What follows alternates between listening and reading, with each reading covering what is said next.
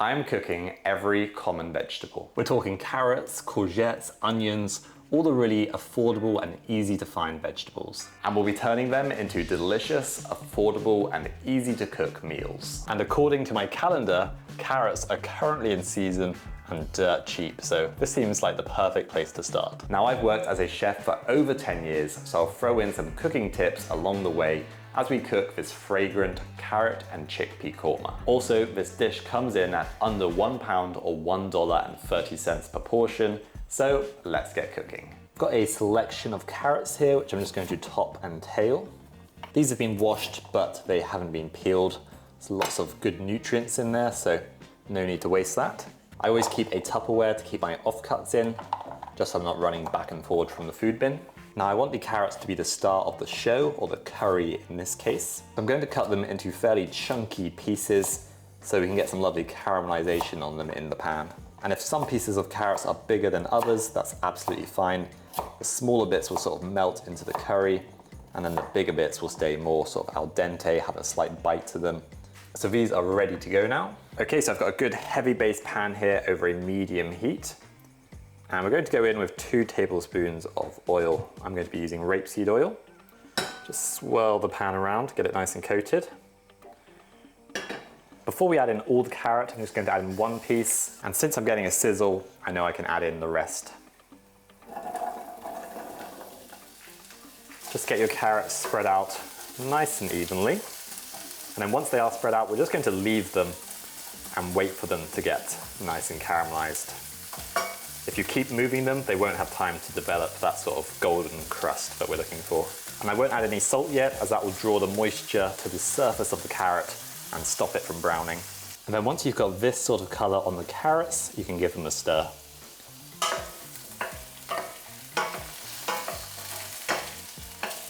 And then once again, just leave the carrots be for a few minutes and let them get even more caramelized on the next side. Okay, I'm nearly happy with how caramelized these carrots are. I'm going to season them with salt. Always do this from a height so you get a nice sort of even distribution. You don't want to do it up close, as you won't get an even distribution of salt. So just do that from a nice height and just get them all coated nicely. These are looking great, lovely and caramelized and golden, slightly soft on the outside. We don't need them fully cooked quite yet. And I'm just going to set them aside now. Just grab them out and put them into a bowl or plate. And we'll add them back in slightly later on. The key to getting amazing flavor with affordable ingredients is treating every step of the process with care and love. For example, toasting the spices, then getting the carrots beautifully caramelized and golden, and finally cooking the onions until caramelized and sweet. Poppy wants to say hello.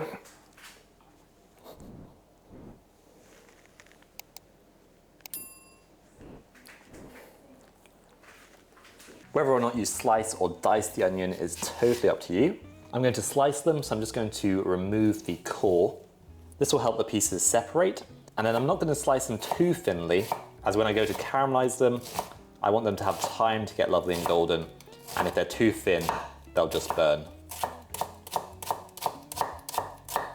And whenever you're chopping, you don't want to push straight down, you want to push slightly forward or slightly backwards. And that just means the knife will glide through whatever you're cutting.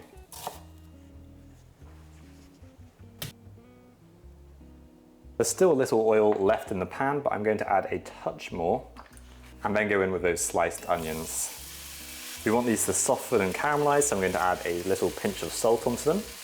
Just use your spoon to sort of break them apart into their strips. For the first few minutes, we'll put a lid on. This will help release the juices of the onions and let them soften up. And then after around 5 minutes with the lid on, we'll continue cooking them with the lid off, evaporate all that excess moisture, and they'll start to get lovely and brown now. Okay, these onions are coming along nicely. It's been around 12 minutes, I would say. Traditionally in a korma, these would now be taken out the pan and blended with cashews, maybe some yogurt. But I want to keep this recipe fairly easy, no extra washing up. So we're going to keep it all in the one pan. I'll just cook these onions for a couple more minutes now.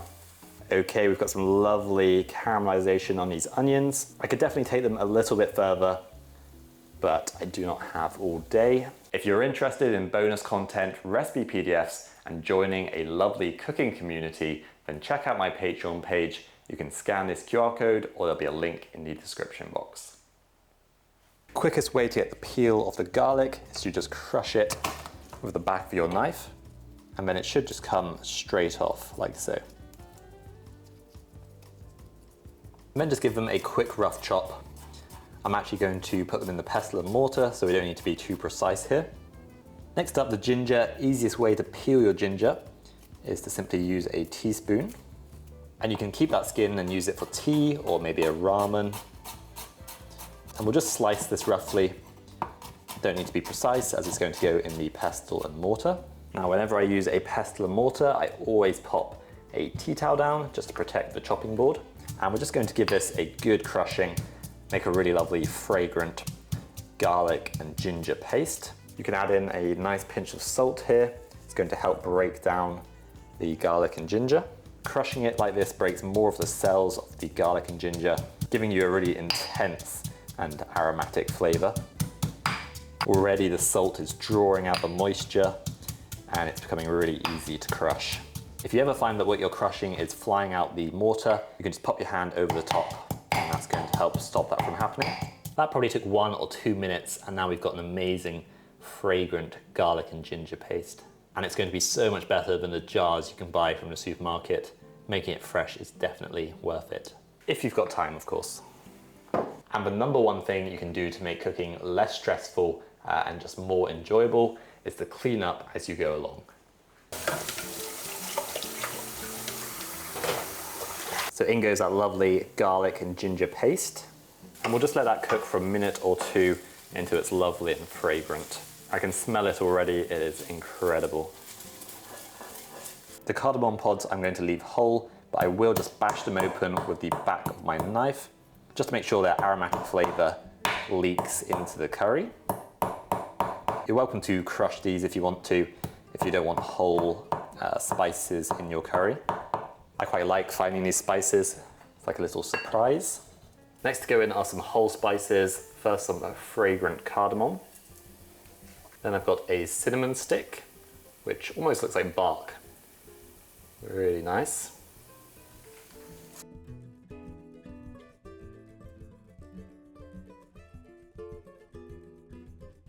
couple bay leaves.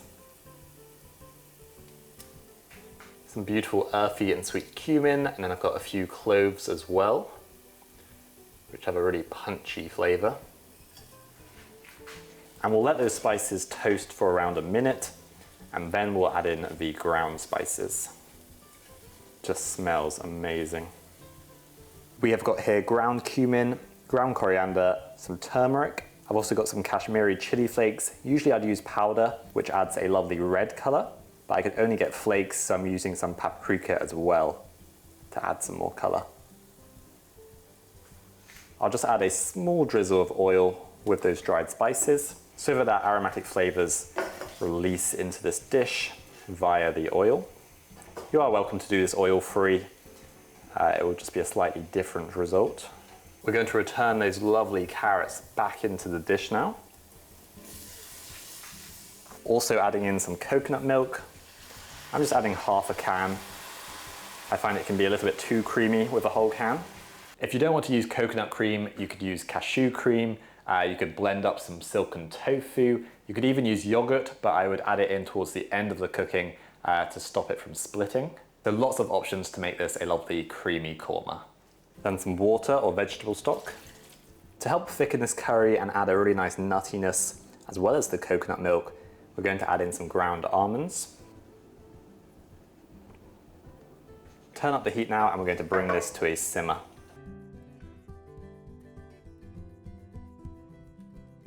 I like to add the chickpeas in now as well, so that they have time to really get to know the other ingredients and sort of soak up that flavor. Okay, this is bubbling away nicely. I'm going to turn the heat down low. And I'm going to place the lid on slightly ajar so we have some evaporation and cook it for around 15 to 20 minutes.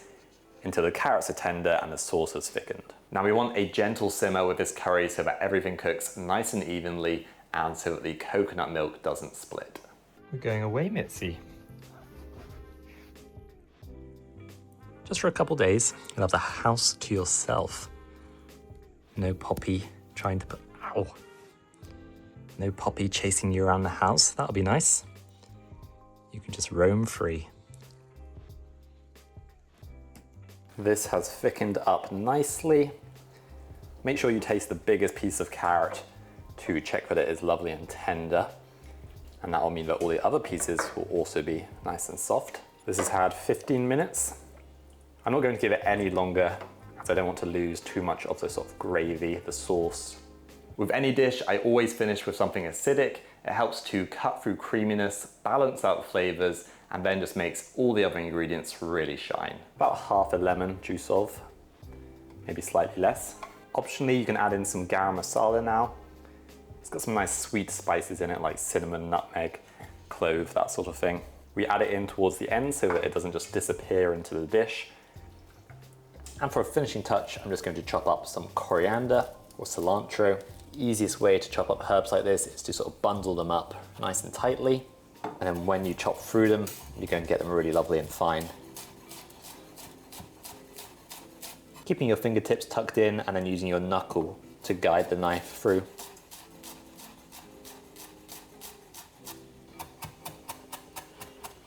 Oh, and one more tip, I always keep my index finger on the knife just here and then my thumb on the other side. Just gives you a really nice grip on the knife.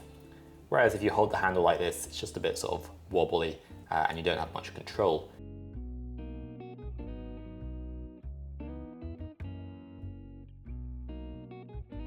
You can remove the cinnamon stick now and those 2 bay leaves. Just going to add a crack of black pepper and that's going to be perfect. And there you have a beautiful carrot and chickpea korma where we have really taken the time to build the flavor. And I'm going to serve this very simply with some brown rice that I had left over. And some mange too for some greens. And for just a finishing touch, I've got some toasted almonds here. And there you go, a delicious way of using those carrots going wrinkly in the fridge.